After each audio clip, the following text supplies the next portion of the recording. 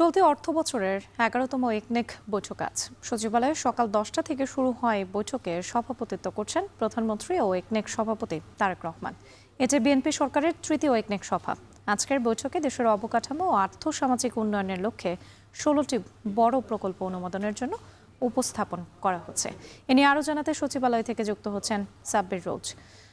এর আগের সংবাদে আপনার সঙ্গে যুক্ত হয়েছিলাম, তখন আপনি বলছিলেন যে 16টি প্রকল্প আসলে উপস্থাপন করা হবে, যার মধ্যে 9টি নতুন রয়েছে এবং 6টি সংশোধিত রয়েছে। তো 6টি সংশোধিত প্রকল্পের কথা একটু জানতে চাই এবং একই সাথে জানতে চাই 9টি নতুন প্রকল্পের কথাও।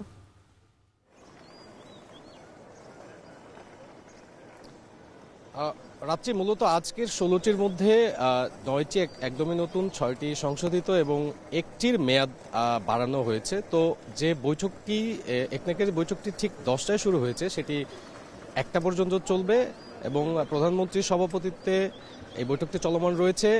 আমরা যতটুকু এখন পর্যন্ত জানতে পেরেছি সেটি হচ্ছে যে আজকের প্রকল্পগুলোর এই 16টির মোট ব্যয় ধরা হয়েছে 24,000 কোটি টাকা এবং তার মধ্যে কিছু উল্লেখযোগ্য প্রকল্প রয়েছে। সেই উল্লেখযোগ্য প্রকল্পের মধ্যে অন্যতম ভাবে যেটি গুরুত্ব দিচ্ছে বর্তমান সরকার, সেটি হচ্ছে তাদের নির্বাচনী প্রতিশ্রুতিও ছিল সেটি পদ্মা ব্যারেজ নির্মাণের যে প্রাথমিক পর্যায়টি রয়েছে, সেই প্রাথমিক পর্যায়ের কিন্তু আজকে সেই প্রস্তাবটি করা হয়েছে এবং পদ্মা ব্যারেজ নির্মাণের বিভিন্ন ধরনের বিষয়ও কিন্তু উল্লেখযোগ্যভাবে মন্ত্রীরা তাদের দপ্তর বা সংশ্লিষ্ট দপ্তরের পক্ষ থেকে জানানো হয়েছে যে পদ্মা ব্যারেজ নির্মাণের ফলে দক্ষিণাঞ্চলের যে লবণাক্ত সমস্যাগুলো ছিল, সেচ সুবিধা থেকে শুরু করে পানি রক্ষা থেকে শুরু করে যে ধরনের বিষয়গুলো ছিল, সেই বিষয়গুলো কিন্তু তারা বলেছেন। এবং এর পাশাপাশি আরও কিছু প্রকল্পের মধ্যে উল্লেখযোগ্যভাবে যেটি রয়েছে সেটি হচ্ছে যে জেলা বা আঞ্চলিক পর্যায়ে যে মাতৃ ও শিশু কল্যাণ হাসপাতাল রয়েছে, সেটি 30 শয্যায়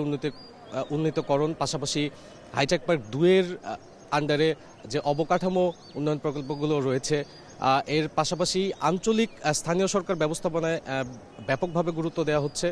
এবং আজকের মূল বিষয়টি হচ্ছে যে এই সংযোগ এবং সড়ক যে অবকাঠামো, সেই অবকাঠামোগুলো নিয়ে বেশি আলোচনা হচ্ছে এবং এই অবকাঠামোর প্রকল্পের আওতায় রয়েছে যে দেশের যে আঞ্চলিক সড়কগুলো রয়েছে, সেই আঞ্চলিক সড়কগুলো আধুনিকায়নের বিষয়টি কিন্তু জোরতরভাবে আজকের বৈঠকে বলা হচ্ছে।